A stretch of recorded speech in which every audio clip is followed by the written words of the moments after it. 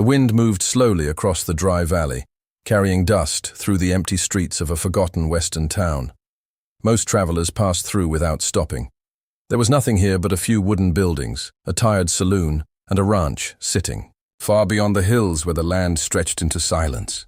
But sometimes the quietest places hide the strongest stories. Jacob Morgan had ridden across half the frontier. He had seen gold towns rise and fall, watched good men turn cruel, and watched cruel men pretend to be good. The road had taught him one simple truth about people. Most folks cared about appearances more than truth. Jacob did not. On a late autumn afternoon, he rode slowly along the ridge overlooking a small ranch outside town. His horse stepped carefully across the rocky ground, while the fading sunlight painted the valley in gold. That was when he noticed her. A young woman stood alone near a half-built cabin, struggling to drag a heavy log across the dirt. Her dress was simple and worn from work. Her hands were rough from labor that most men would avoid. Sweat and dust covered her face as she tried again and again to move the timber. No one was helping her, not a single soul. Jacob watched in silence for a moment. Most people in town would have ignored the scene. A woman doing a man's work was not something people cared to notice. But Jacob saw something different. Determination. The log was nearly too heavy to move, yet she refused to give up. She pulled with both arms, her boots digging into the ground, her shoulders shaking with effort. The log moved only an inch, then another. Jacob rode down from the ridge. The sound of hooves made her stop. She turned slowly, brushing loose hair from her face. Her eyes showed both caution and exhaustion. Travelers rarely came this far from town. Jacob stopped his horse a few steps away. For a moment, neither of them spoke. The wind moved softly through the tall grass. Jacob finally broke the silence. Looks like that log is winning the fight. The woman looked down at the timber and gave a small, tired smile. Maybe today, but not tomorrow. Jacob slid down from his saddle and walked over. Without a word, he grabbed the other end of the log and lifted. Together they dragged it toward the cabin frame. Within seconds, the work was finished. The woman stepped back, breathing heavily. "Thank you," Jacob nodded. "You building this place yourself?" She hesitated before answering. Trying to, Jacob looked around the ranch. There were tools scattered nearby. A small garden had been started beside the cabin. A horse stood tied near a fence post, thin but healthy. This place clearly belonged to someone who worked harder than most. But something else was obvious too.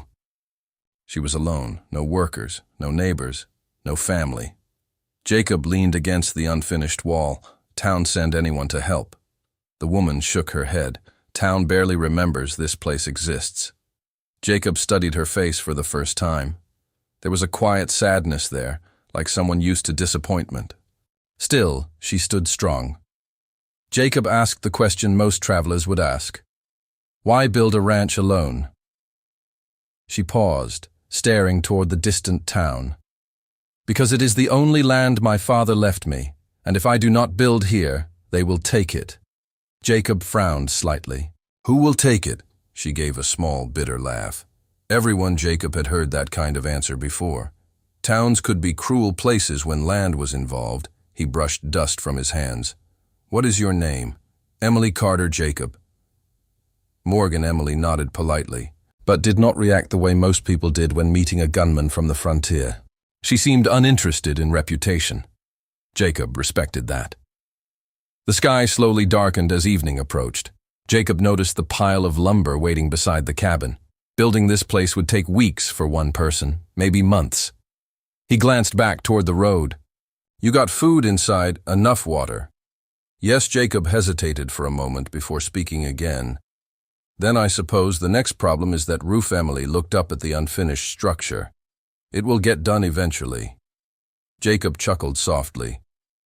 Eventually might take a while. For the first time, Emily studied him carefully. Most men in town never stopped to talk to her. They looked at her once and moved on. She knew why. Her face was plain. Years of hard work had taken away any softness that might have made people call her beautiful. She had heard the whispers in town more times than she could count. Not pretty, too rough, too quiet, too serious. Emily lowered her eyes slightly. You do not have to stay. Jacob shrugged. Did not say I was staying, just thinking.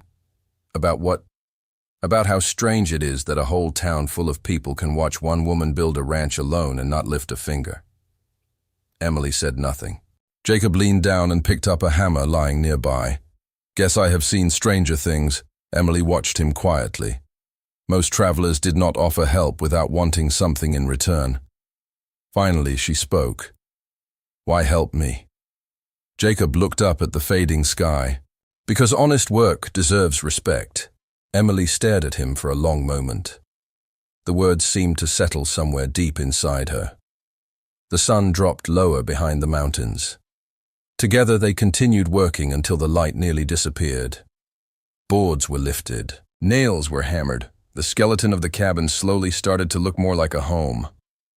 When darkness finally arrived, Emily stepped back and wiped her hands. You should head back before the road gets dark. Jacob leaned on the hammer. I have slept in worse places than this ranch. Emily hesitated. There is not much here. Jacob smiled slightly. Did not ride out here looking for comfort. The wind grew colder as night settled across the valley. Emily lit a lantern near the cabin wall. The soft yellow glow illuminated both of them. For a moment, the quiet returned. Then Emily spoke again. Her voice was softer now. I should probably warn you, Jacob raised an eyebrow. About what? Emily looked down at the dirt. People in town say I am not the kind of woman a man wants around. Jacob chuckled. People in town say a lot of things. Emily shook her head slowly. No, they say it because it is true. She took a slow breath. I am not pretty. The words hung in the cold night air. She had spoken them many times before. Usually it ended conversations quickly. Jacob studied her face carefully. Not the way men in town usually did. He was not measuring beauty, he was measuring character. Then he nodded once. That is fine. Emily looked confused. Jacob continued calmly.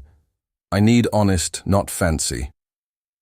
For the first time since he arrived, Emily looked completely speechless. Something in those words hit deeper than she expected. For years, people had judged her by what she lacked. Jacob had judged her by what she had. Honesty, strength, courage. The lantern light flickered between them. Emily felt something unfamiliar rising in her chest. Hope. Neither of them noticed the shadow watching from the distant hill above the ranch.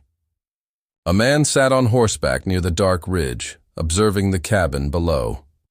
His eyes were cold. He turned his horse slowly and rode back toward town, because tomorrow morning the entire valley would start moving against the ranch. And Jacob Morgan had just stepped into a fight he did not know existed. Morning arrived slowly across the valley, the kind of quiet western sunrise that painted the mountains with soft gold and long shadows. The air was cold and sharp, and the land seemed peaceful enough to fool anyone passing through. But peace on the frontier rarely lasted long. Jacob Morgan woke before the sun fully climbed over the ridge. Years of traveling had trained him to rise early, especially in places where trouble might arrive without warning. He stepped outside the unfinished cabin and looked across the land. Emily was already awake. She stood near the fence feeding the horse, her movements calm and focused the way they had been the day before. Work did not scare her, hardship did not slow her down, but something in the air felt different. Jacob noticed it immediately. The quiet felt heavier. Emily turned when she saw him. Morning, morning. Jacob walked toward the small fire pit where a kettle hung over the coals. Coffee was already warming. You sleep at all? Emily gave a small shrug. Enough. Jacob poured 2 cups and handed one to her. You always start work before sunrise. Emily nodded. When you are doing the work of 5 people, you learn to use every hour. Jacob took a slow drink and looked out across the valley again. That was when he saw the dust. Far down the road leading from town, several riders were moving toward the ranch. The rising sun caught the metal on their belts and rifles. Jacob set his cup down. Emily followed his gaze. Her shoulders tightened slightly. I was wondering how long it would take. Jacob glanced at her. "Friends of yours?" Emily shook her head slowly. "No, they belong to Samuel Grady." Jacob had heard that name before. Every frontier town had a man like Samuel Grady, a man who owned too much land, a man who believed everything around him eventually belonged to him as well. The riders came closer, their horses kicking dust across the dry road. 5 men, all armed. Emily spoke quietly. "You should probably leave." Jacob did not move. "Why? Because this is not your problem." Jacob watched the riders approach the gate. "It became my problem the moment I helped build that cabin." Emily looked at him, surprised again by the calm certainty in his voice. The riders stopped near the fence. The man at the front wore a long, dark coat and a wide black hat. His face carried the confident expression of someone used to getting his way. Samuel Grady. He stepped down from his horse slowly. "Well now." He looked around the ranch with obvious amusement. "Seems our lonely little rancher found herself some help." His eyes landed on Jacob. "And who might you be?" Jacob remained, leaning casually against the fence. "Just a traveler." Grady smiled in a way that carried no warmth. "Travelers usually keep traveling." Emily stepped forward before Jacob could answer. "What do you want?" Grady glanced at her like a man inspecting a broken tool. "Same thing I wanted last month, and the month before that. This land." Emily stood firm. "This land belongs to my family." Grady laughed. "Your father owed debts all over this valley. Everyone knows it." Emily shook her head. "Those debts were lies." Grady spread his arms toward the open ranch. "Funny thing about the frontier, truth belongs to whoever has the power to hold it." His men chuckled behind him. Jacob watched the entire exchange quietly. He had seen this story before. A greedy landowner, a town too afraid to fight him, and someone alone trying to protect what was rightfully theirs. Grady walked closer to Emily. "I will make this simple. You sign the land over today, or things will become unpleasant." Emily's hands tightened into fists. "I am not leaving." Grady sighed as if disappointed. "You really are stubborn." Then he turned toward Jacob again. "And you, traveler, I suggest you ride away before you get caught in someone else's mistake." Jacob tilted his hat slightly. "Already told her I am helping finish the cabin." Grady stared at him. "You planning to fight 5 men over a pile of dirt?" Jacob shrugged calmly. "Seen worse." Odds one of Grady's men stepped forward angrily. "You got a death wish." Jacob did not even look at him, just finishing my coffee. The air became heavy with tension. Grady studied Jacob more carefully now. He had met many men in his life, but there was something about this one that did not fit the pattern. Most men showed fear. This one showed patience. Finally, Grady smiled again. "Fine. Build your little cabin. Enjoy the view, because in 3 days, I am coming back with the law from town. And when that happens, this ranch becomes mine." He turned back toward his horse. The riders mounted again and began heading toward the road. But before leaving, Grady called out one final sentence. 3 days. After that, everything here disappears. The dust from their horses slowly faded into the distance. Silence returned to the ranch. Emily stared at the ground. "I told you Jacob picked up the hammer again." "Told me what?" "That helping me would cause trouble." Jacob walked toward the cabin frame. Emily looked up. "You heard him. He will bring the sheriff." Jacob began measuring the next board for the roof. "Then I guess we better finish this house before they arrive." Emily could not help it. She laughed for the first time since he arrived, a small, tired laugh. "You really are stubborn." Jacob hammered the first nail into place. "Maybe, but I have noticed something about you." Emily folded her arms. "What is that? You have been fighting alone for a long time." Emily looked away toward the mountains. "That is what happens when nobody believes in you." Jacob drove another nail through the wood. "That town believes you are weak." Emily said nothing. Jacob continued working. But I saw you dragging a log bigger than most men would attempt. Emily slowly walked over to help hold the beam steady. Then you already know the truth, Jacob nodded. Yeah, the truth is they picked the wrong ranch to steal. For the next 3 days the ranch transformed. Boards were raised, walls strengthened. The roof slowly closed over the cabin. But something else changed too. Word spread through the valley. A traveler had stood up to Samuel Grady, and people in the town began to watch carefully. On the third morning, the road filled with riders again. Grady returned, but this time he brought the sheriff. Several townspeople followed behind them at a distance. Everyone expected a fight. Grady stepped down with the same confident smile. Well, looks like you finished the cabin. Jacob stood calmly in front of the door. Sheriff looked around the ranch. Samuel here claims this land belongs to him. Emily stepped forward. My father bought this land 10 years ago. Sheriff scratched his beard. Got any proof? Emily hesitated. The papers were inside the old house that burned last winter. Grady spread his hands dramatically. Shame. Without papers, the law must assume the debt stands. He looked directly at Jacob. Time to ride away, traveler. But before Jacob could answer, a voice called from the group behind them. Wait. The crowd parted. An old man stepped forward, holding a worn leather folder. Many people in town recognized him, Mr. Whitaker, the former town clerk. He raised the folder slowly. I believe these belong to Emily Carter. The sheriff opened the papers carefully. Land ownership records. Signed. Stamped. Official. The sheriff looked toward Grady. Seems this ranch belongs to her after all, the crowd began murmuring. Grady's smile vanished.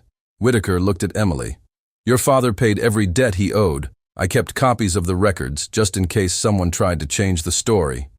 The sheriff folded the documents. Samuel, looks like this fight is over. Grady's face turned dark with anger, but there was nothing he could do now. The law had spoken. He climbed onto his horse without another word and rode away. Slowly the crowd began leaving as well. Soon only Jacob and Emily remained in front of the finished cabin. Emily looked around the ranch, her ranch. For the first time in years, she was not fighting alone. She turned toward Jacob. I do not know how to thank you. Jacob leaned against the porch railing. You already did. Emily looked confused. When Jacob smiled slightly, the moment you refused to give up, the wind moved softly through the valley again. The cabin stood strong behind them, and for the first time, the ranch felt like a home. Hidden West Stories brings you powerful frontier tales where courage, honesty, and quiet strength shape the destiny of the Old West. If you enjoyed this journey and want more unforgettable Western stories filled with emotion, justice, and legendary characters, make sure you subscribe to Hidden West Stories and become part of the frontier where every story reveals the true spirit of the Wild West.